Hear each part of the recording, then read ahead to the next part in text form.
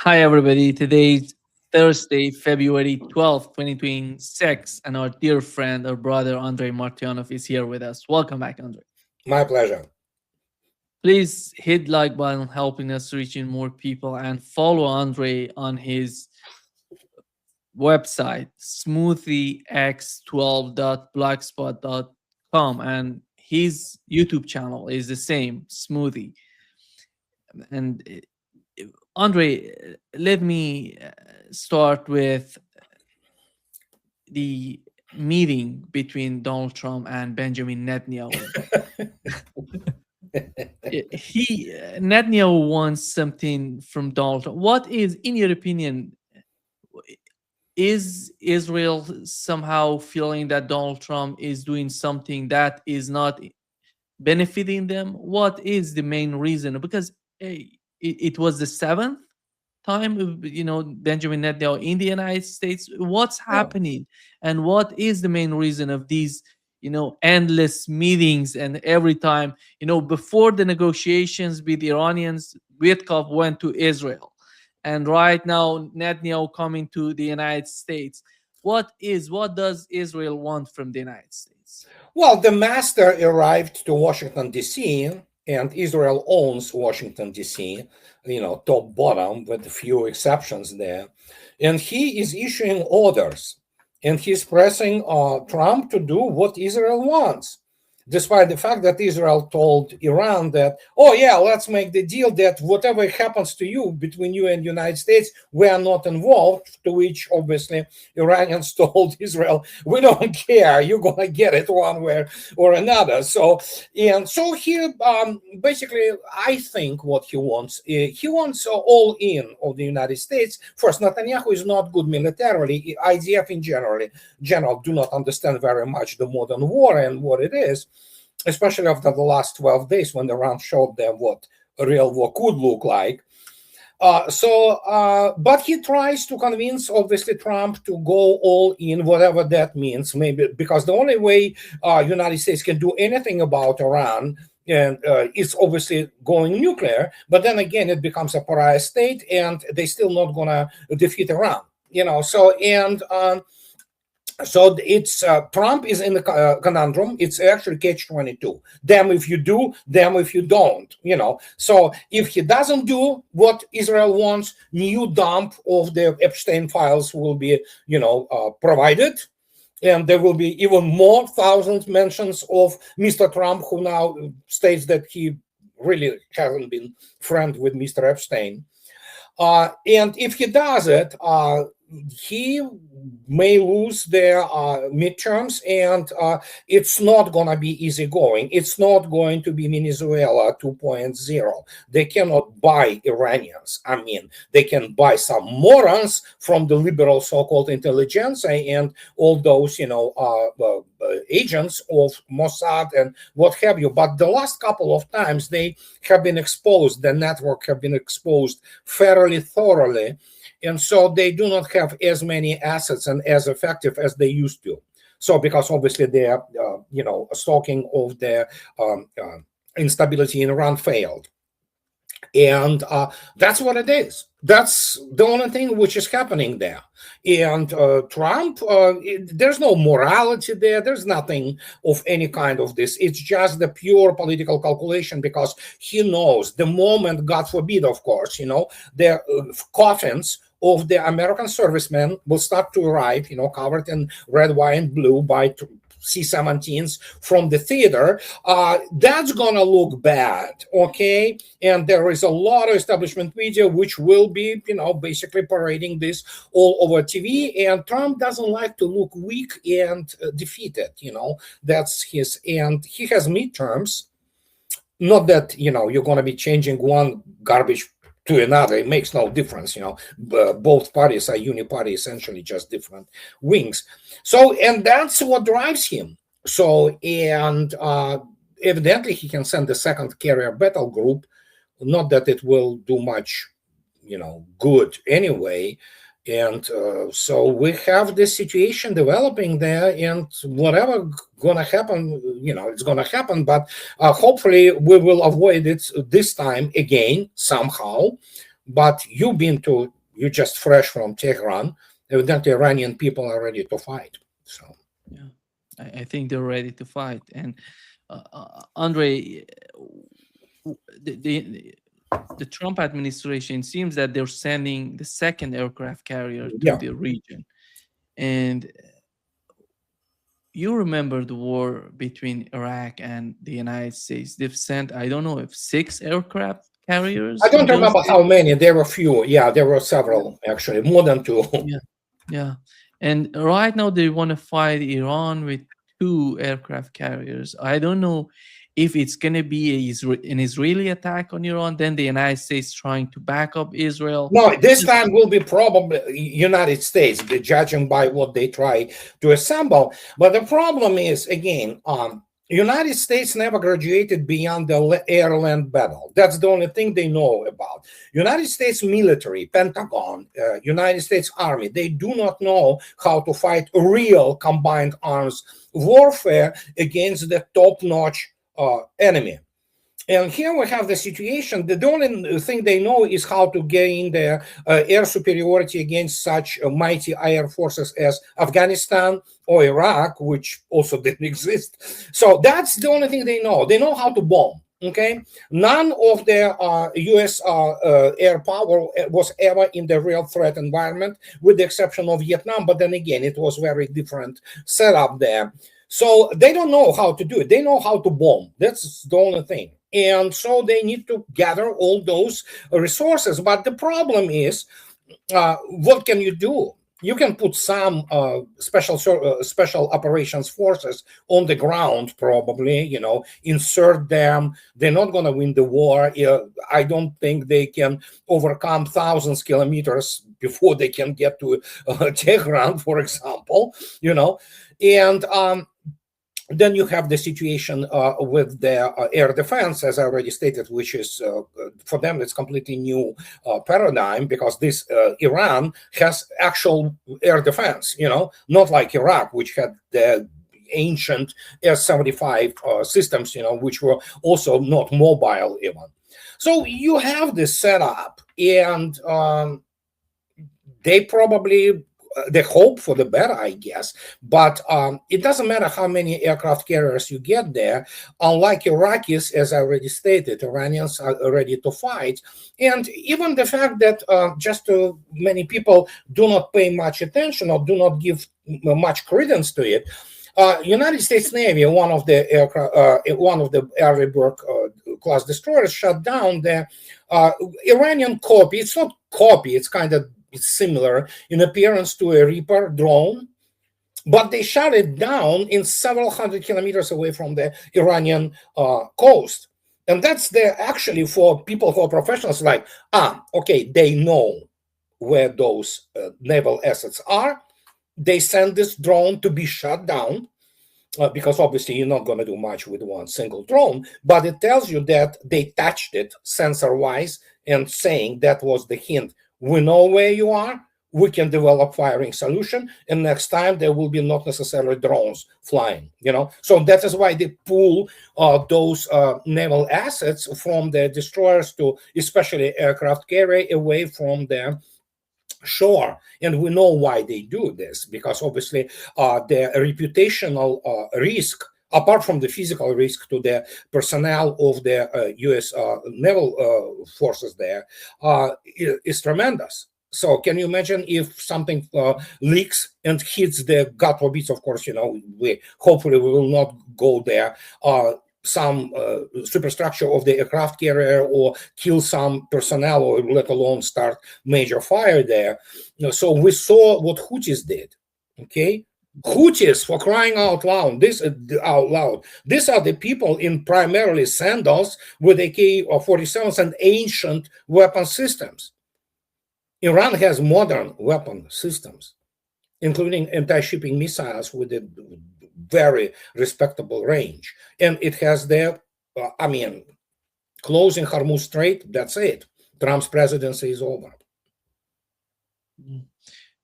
Andre, what is the range of the missiles that these aircraft carriers have? It's because they're far from the Iranian coast. Yeah. And if they So strike, They have about between 400 to 500, probably lower 400 Tomahawks. They have the range of about 2,000 kilometers. They are all in the vertical launch systems, Mk-41, on the early world class destroyers, and maybe they pull some Ohio, the last one, which was converted in the carrier of those Tomahawks. It's about 152, I believe, or 156. I don't remember the number, about that. And probably a couple of Virginias, which each of them has 32 or 36. I also don't remember from the top of my head of those missiles. So, and that's about it. The rest of it is on the carrier aviation. They have all those kind of the smart munitions, which are they call standoff, but the earlier versions of JASSMs, joint attacks, some whatever the munition. I'm sick and tired of those, decoding those abbreviations. So it's a stealthy subsonic substitute for Tomahawk. It is carried, 3 of them, by Super Hornet. And early versions had the range of about 300 to 500 kilometers. The latest one have the 900 kilometer. So they are developing the 1900 kilometer range missile like that. But it's essentially a more stealthy iteration of the Tomahawk. Pretty much same old. And actually, at some point of time in 2018, Syrians shut down not only out of 109 Tomahawks, they shut down more than 78. There were many JASSMs which had been shut down by Syrian air defense at that time. So that's pretty much it. What they need, if you have this 900 kilometer JASSM, you need to basically, if you do not want to put your combat aircraft like Super Hornets into the harm's way, is probably launch them, then immediately refuel. That's what usually they do. They take off in a lighter version, then they refuel near the carrier, and then they go. You probably can do it from 1,500 kilometer range. But let's not forget, Iran is a large country. North-south, it spreads around 2,000 kilometers, I believe, or something like that, a lot. And so 1,500 kilometers. So it's suddenly, and especially considering where Tehran is, in the northern part, not far from Mazandaran, and so it's like, yeah, you have to enter the airspace. How are you going to enter airspace? Well, you have 2 options. You have Iraq, which is the whole other story, and Iraq is absolutely controlled by the Iran. And of course, we have Azerbaijan. And Mr. Aliyev has been warned, evidently, and not by Iran only. Evidently, Mr. Moscow also told them, if you want to get yourself into real trouble, sure, go right ahead. But then, you know what? That's the whole other story. And so we have this dynamics there, and we have this tactical operational dynamics, which United States is facing a very serious catch-22, essentially, apart from the fact that you have to put your air assets in the ground, strips, airstrips, and they are all within the range of Iran. They put some tactical missile, ATACMS type things in Qatar. But I don't know, they are mobile. They hope like they can launch and run away, which they probably can. But the point is that it all depends also on the weight, quote unquote, weight of the salvo of Iranian missiles. United States has nothing in terms of air defense which can seriously mitigate the real attacks. The air defense systems are usually they're better to go against fighter jets than the missiles. Yes, I mean, they can shoot down probably if they have early warning, and it's which they might have, because obviously United States has a lot of ISR recon assets right now. there, and if they have early warning, they theoretically can anticipate the salvo of something like subsonic land attack missiles.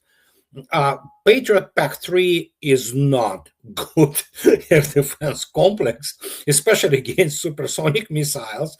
And Iran does have supersonic missiles, and we're talking about Mach 2 plus supersonic missiles, which can also be used cruise missiles. I'm not talking about ballistics. And so, yeah, there are a lot of issues there with, and again, the performance of Israeli-American air defense in the last event, last going, was dismal. It was catastrophic. They failed so dramatically. It's unbelievable. Yeah, they intercepted something like, by different estimates, 25, maybe 30% of the missiles. The rest of it just went through. That is why Israel classified every single video or photos which were coming out of Israel, in order to basically control narrative. That's what they're good at, narratives primarily. They're not really good at fighting wars. But yeah, United States now is on notice from Tel Aviv that it's either our way or highway, and United States going to be harmed further by Israel if it continues to do. Not that it's not harmed. We already discussed it with you. About the total collapse of the social contract in the combined West, especially with the pedophile rings basically running the country. And what can I say? So we have this absolutely crazy dynamics which you wouldn't expect even 10 years ago. So, if I'm not mistaken, if I understand you, the way that you describe it is that Israel wants the United States to fight Iran. Of And course. they're going to Yeah, be it on the always did. margin. They're not going to be that involved. That's what they always did. IDF is basically gendarmerie. It's a police force with heavy equipment. It's not good at fighting anybody, So all those, many people forget that even first, those mythology grossly inflated by the AIPAC and Israeli lobby in the United States about 1967 war, 1973, and well, they lost in 1973 war just to air defense more than 120 combat aircraft. Many people forget. Obviously, those air defense complexes have been manned primarily by the Soviet operators, but they were fighting. Backward, actually, most of them were illiterate at that time, Arab armies, which are incapable of proper. Well, you saw yourself how they sold out also the, Assad, and it's if you try to make and build something on that, it's like even when they were outnumbered, we are talking about people with different cultures in terms of their dedication and training. Israelis were obviously supremely more well trained than Arab armies, still are. But the problem is, after we saw what happened in 2006 at Litani, after we saw what is happening still in Gaza, and they still cannot defeat Hamas. It's how many 20 square mile little place. So that's not good force, and they are pride about like we're great air force. Not really. They can fly definitely, but point is that as the last time when they had this goal, for them the shocker was that actually there was Iranian radar which locked on the F-35. So there you go. That's all your stealth with everything you need to know about it. So they know that they are vulnerable. They know they're defenseless after the last time. And everybody saw those dramatic, basically, videos of the Nevatim base being absolutely destroyed, on the ground facilities. They saw what happened in the Tel Aviv, and things of this nature. They don't want to repeat it, but they always wanted Americans to fight for them. They always wanted American GIs, American guys to die for them. That is why they need the Christian Zionist movement in the United States. That is why they control the Congress, and every single, not every, but most of them are controlled by Israel. those fanatics from the Christian Zionist movement in the United States. Their task is for American boys to die for Israel. And they have the whole AIPAC and Israeli First establishment from media, like all kinds of the, what have you, pro-Israeli news outlets like Newsweek, for example, or what have you. And their task is to convince the United States to go and die fighting Iran, because Iran is described by those fanatics in Tel Aviv as the, existential threat. Well, I mean, that's simple as that. Really, there's nothing more to it. Andre, how do you see the connection between Iran, Russia, and China? We know that Iran and Russia are actively involved in a conflict with the United States. And on the other hand, China somehow is feeling the heat from the two conflict. And with the case of Venezuela, they're not receiving any oil from Venezuela anymore. And it's difficult for me to say something about China. I have things to say about China militarily, and many people not going to like it. But in terms of Russia and Iran, there is definitely some kind of the. Keep in mind, we know it's for a fact that China was building the air bridge between China and Iran, and there were many. Some people say it's 50 Chinese transport aircraft landed in Tehran. So Russians sent 6 or 5, but a couple of them were Antonov 124, which is Ruslan, which are gigantic aircraft, and they can take a lot of cargo on them. So I don't know what they were delivering. We obviously now know the confirmation of that. For example, Iran has AMI-28 attack helicopters, which are state of the art. And again, we know Su-35s. Question is how well they already shook down this unit of those aircraft, because it takes a long time to train people to especially fly this type of the equipment, which is state-of-the-art, net-centric. So it's very complex aircraft. So we know that something is happening.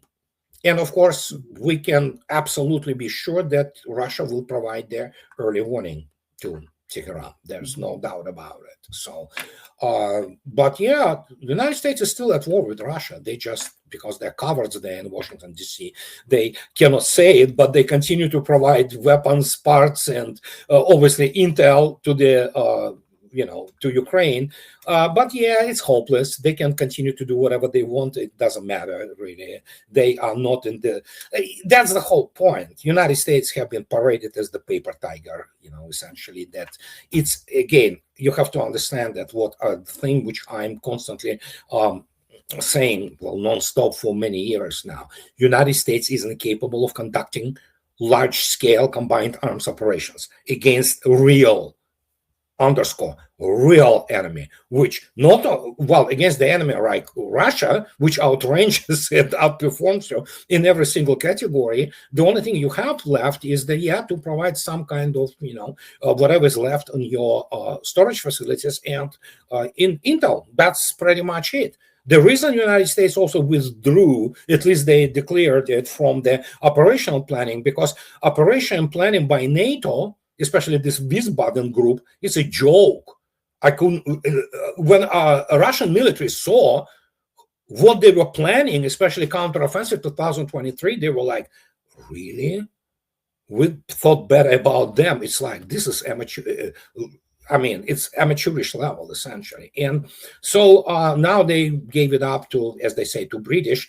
That's going to help much. So, and you look at this, it's dynamic. Dynamics of it is absolutely, for the combined vessels, terrifying. You have Boris Pistorius today, of Defense Minister of Germany, coming up saying, we have nothing more to give. It's basically, it's all bare, all our storage facilities, we gave up everything. Yeah, that's the whole point of special military operation. Once it was sabotaged by Boris Johnson, obviously on behalf of also American administration at that time of Joe Biden, it was clear that Russia is not going to be fighting Ukraine. And the whole thing started to be rebuilt to fight NATO and exhausted to the point of complete demilitarization. United States is demilitarized. Its military production is pathetic. It's puny compared to what Russians produce, And so as the result, we see what is happening. And yeah, just today, it was again fireworks all over Ukraine. I'll just give you example. United States is incapable of sustaining that type of the standoff strike campaign. The United States simply has no capacity to do this. And as I already stated, they have about between 400 and 450 tomahawks. They will run out of them within like 5 days, okay? And they're still not going to damage much in terms of, so there you go. Russians do it now for 4 years. And the last year, and especially the last half year, you saw yourself what happened to the power generation in Ukraine. It's gone. Simple. People do not understand. It's gone. Not that it's, somebody can repair it. You cannot repair it anymore. It's gone. It's gone for good. And and again, Ukraine is a huge country. And we know the numbers, don't we? And they're terrifying. There's not a single serviceman in Pentagon who can wrap their brains around that. They don't have reference point, they don't have education, they don't have understanding what they are witnessing. And so, well, some do, but those who do, they are not allowed onto the establishment media, for example, or allowed to say, tell bad news to Trump, for example. And so this guy also thinks that United States can get off this whole situation as an arbiter. It can't. And that's why there's basically collapse and Lavrov's interview that Russians not allowing United States. They gave off-ramps. United States didn't take them. So, well, it's too late now. I think what is happening between the United States and Russia in terms of negotiations, because the other alternative to war would be negotiations, would be making some sort of agreement between the two parties. The same people who are negotiating with Russia, Steve Witkoff, Kushner, and this whatever the name, I know, I cannot pronounce it. I don't know the third one, but the same people are somehow started negotiating with Iran.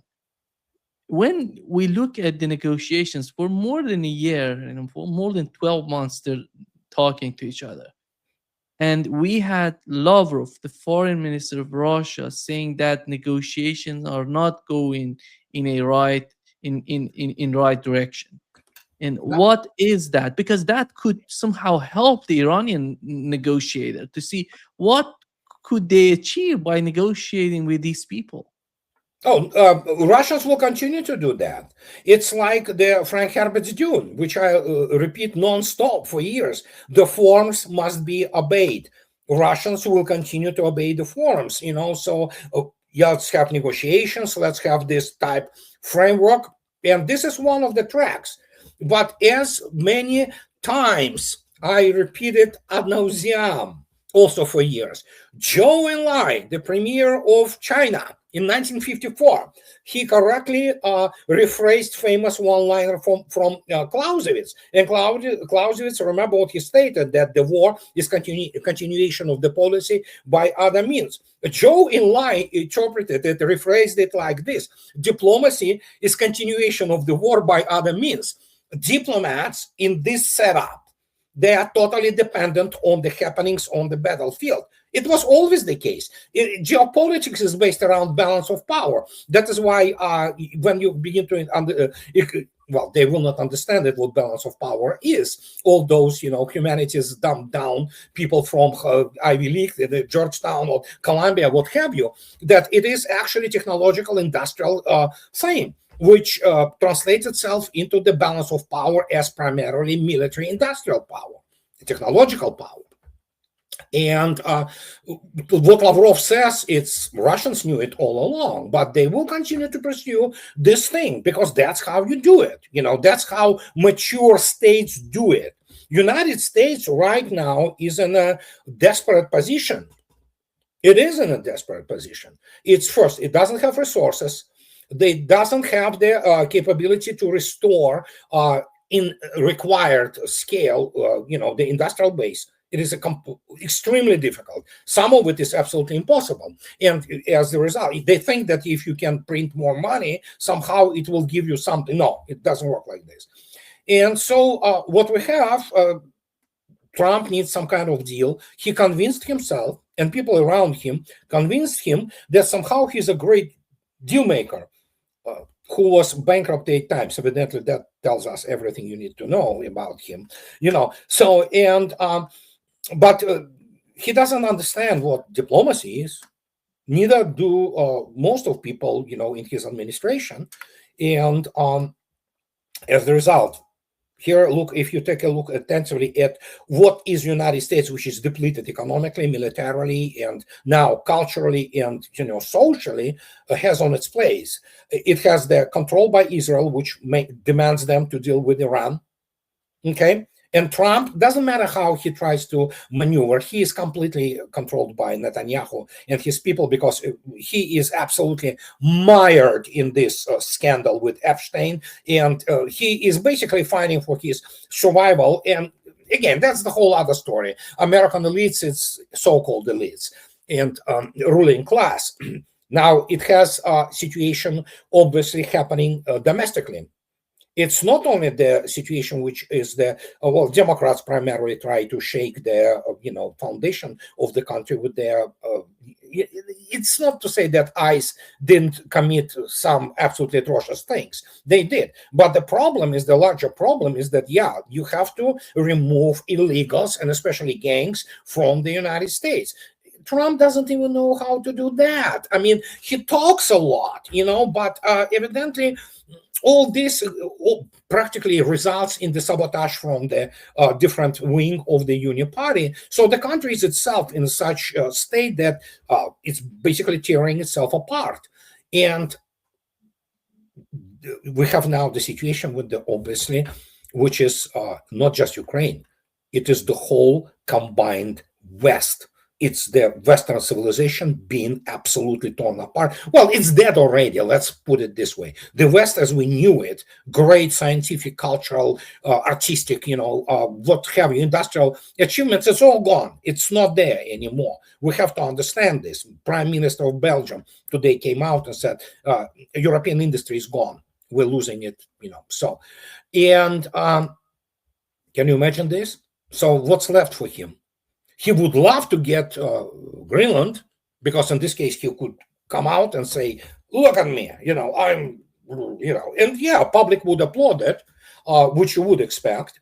But the problem is now, look how he torn apart.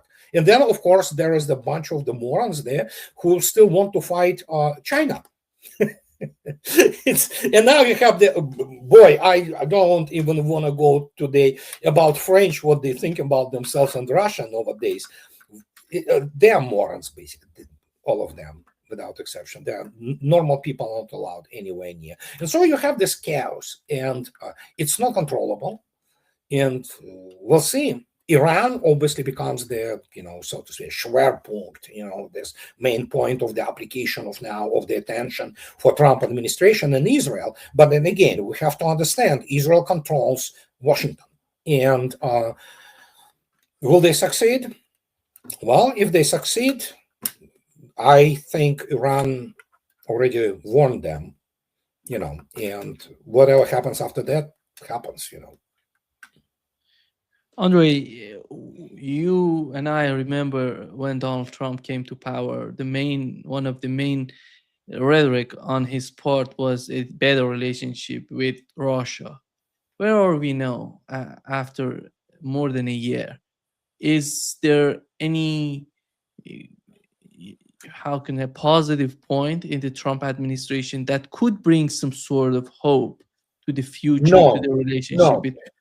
No, listen, at least the only positive which came out of it is at least United States and Russia didn't begin their nuclear exchange. That's good, so, and that is why I personally voted for Trump, knowing who he is. Everybody knew. Remember Tucker Carlson before the election? He came out and he was very straightforward. He said, no matter how narcissist, no matter how is possessed, if you wish.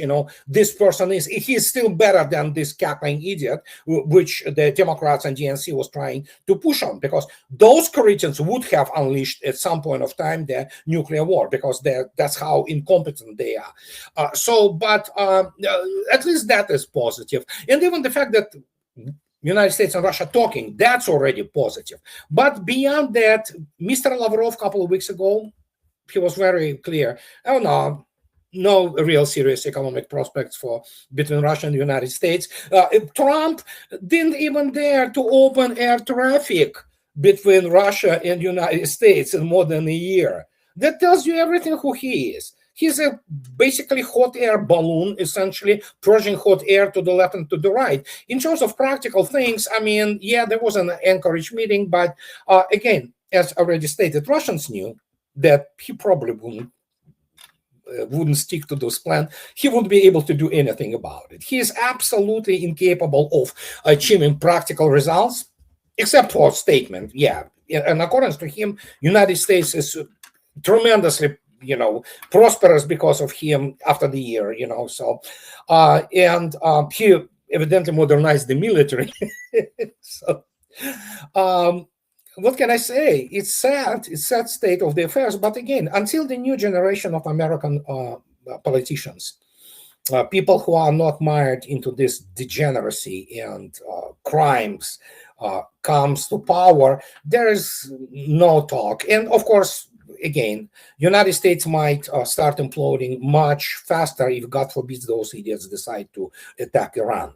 And as I already stated, they do not know what they are doing. I mean, they plan, they count their, required force, how much their stock, stores they have to launch at Iran, but that's the only thing they can do. They really cannot fight people who are courageous, who are standing for their country, for their nation, so for their faith, for what have you. So they they encountered this in Vietnam. So that didn't go well, as you might remember. And whatever Iran and Russia and China are now doing, I don't know, they're doing something. I'm not privy to it. We just know that part of it, that there are some Su-35s, there are some Mi-28s, and whatever the air defense complexes they have now, Iran produces own air defense complexes, which proved workable. At least they didn't perform brilliantly, but they performed nonetheless. They mitigated last time those attacks. So that is impressive, considering the fact that it was a lot have been thrown at Israel. At Iran. And that's what we have right now. Basically the spread which we have now is insane. We didn't have anything like this even during the Cold War, and even during the Caribbean Missile Crisis, which, by the way, Russia promised Cuba some oil, and evidently there will be the convoy, including Russian Navy, escorting the tankers to Cuba to provide them with the fuel to. So, yeah, that's what we have. Andre, are there Iranians or Chinese people in Russia learning how to fight, how to Yeah, training? Absolutely. Absolutely. And don't forget, the end of this month, there will be again the surface fleet exercise between Iranians, and Russian and Chinese navies will be present again. There was an exercise just recently. Now they're going to be going back. And this is kind of demonstration of the flag. As I already stated, it's for China, it's time to take the sides, in a sense that China, you have there somewhere without. You have a largest surface fleet in the world. Send it. Send it. Russians do what the Russians are busy with other things, but yeah, so send it, show the flag, demonstrate the flag. We know you have the flags, you have the hulls which you can put in there and demonstrate it. Send your Type 55 destroyers. They are powerful ships, so just demonstrate it, so show that you are present and, like you will follow the situation in the Middle East. In the end, China depends. More than a quarter of the Chinese oil comes through the Persian Gulf. Simple as that. Go defend your shipping lanes of communications. That's what you have to do. Russians do not depend on it. They probably will get this base in Sudan, which has been decided, and they will be controlling the Red Sea and a lot of approaches there. But for Russia, it's not as critical as for China. And that's what they have to understand. And we'll see. They so far they sent some ships, and we'll see where it goes by the end of this month. Hopefully, the hostilities will not start, and Trump at least tries to sneak out of this conundrum if he can, which I don't think he can, because Mr. Netanyahu probably told him that some other interesting documents might hit the airwaves, and well, we know everything about all of them. Everybody knows who they are, what they did, this is just the basically a kabuki theater at this stage. Andre, one of the most important treaties was the New START treaty, which was Mhm. between the United States and Russia. Do you see what has happened with the decision on the part of the Trump administration not to extend the treaty?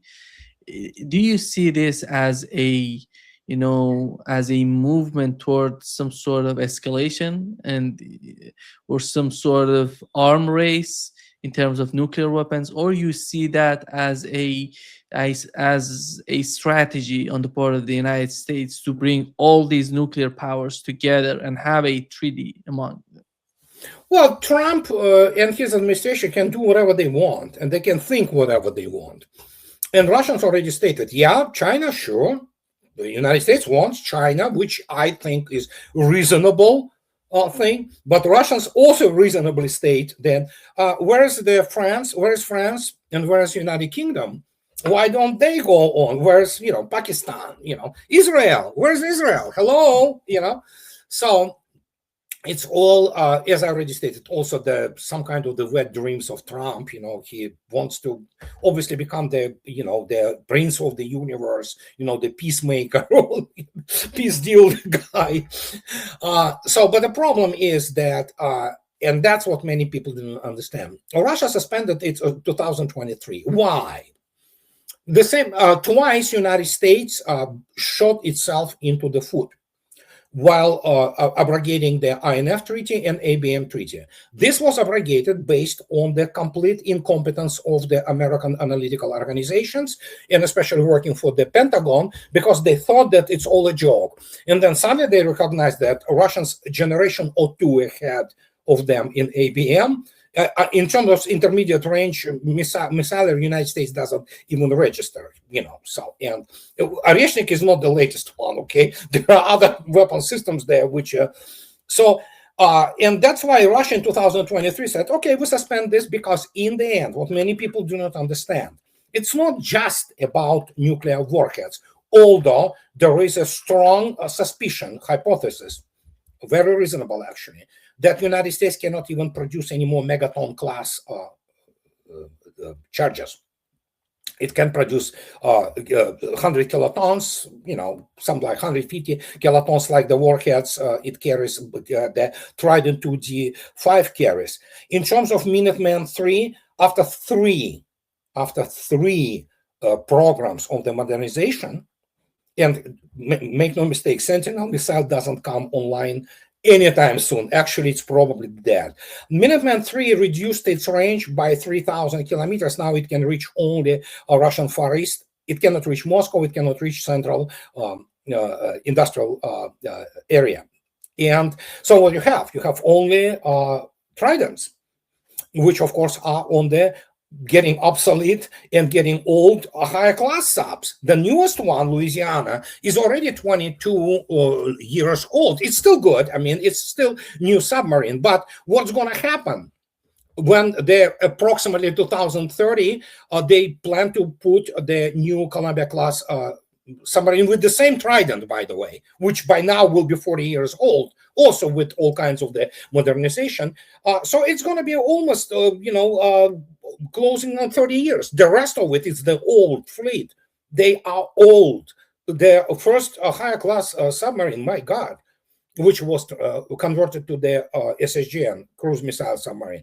45 years, something like that. I mean, so, and when you look at this, it's all about delivery systems, what many people don't understand. American delivery systems, frankly, they are obsolete, all of them. And when you look attentively at the delivery systems which Russia produces, not to speak about all those avant-garde, hypersonic, Mach 27, basically unlimited range. Same goes for the Sarmat RS-28, which can fly around the Earth, essentially. Look at Oreshnik. Put Oreshnik on Chukotka, which is a mobile complex anyway.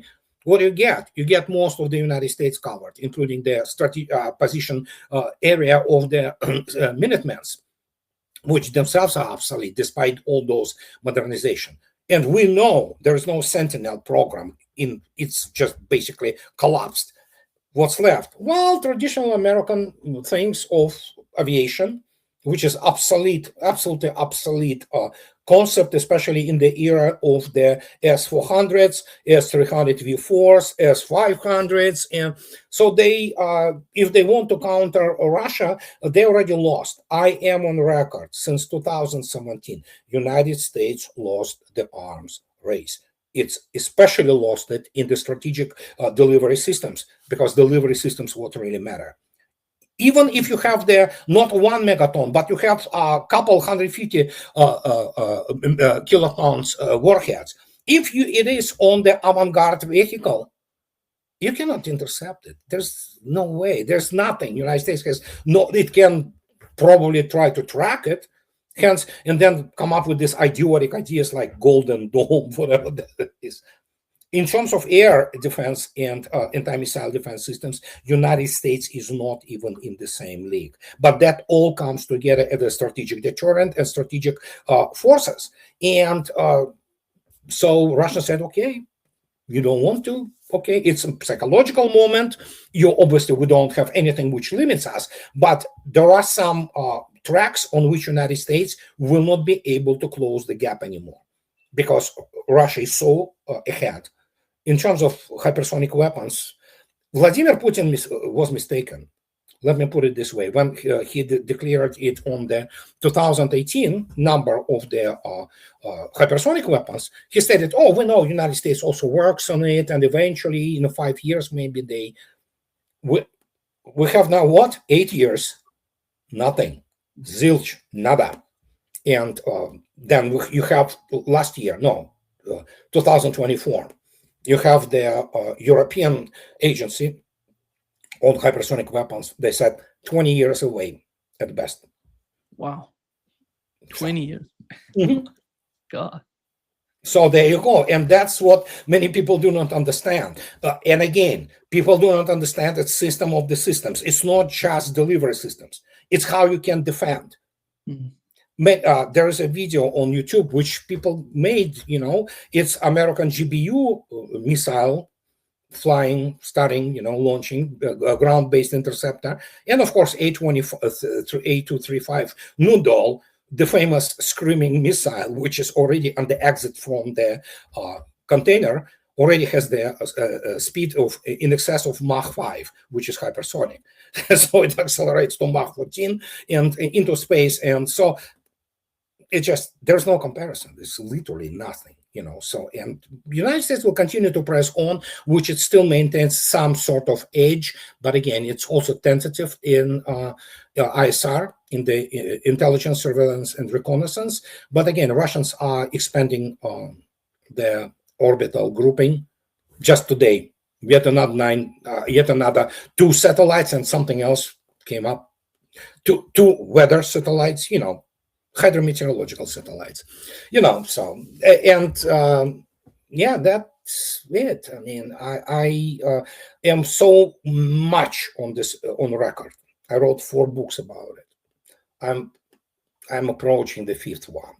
I cannot explain the gap. I mean, it's abyss. It's not just the gap. Yeah. Thank you so much, Andrei, for being with us today. Great pleasure, as always. My pleasure. Anytime. See you soon, Andrei. Bye. Bye-bye.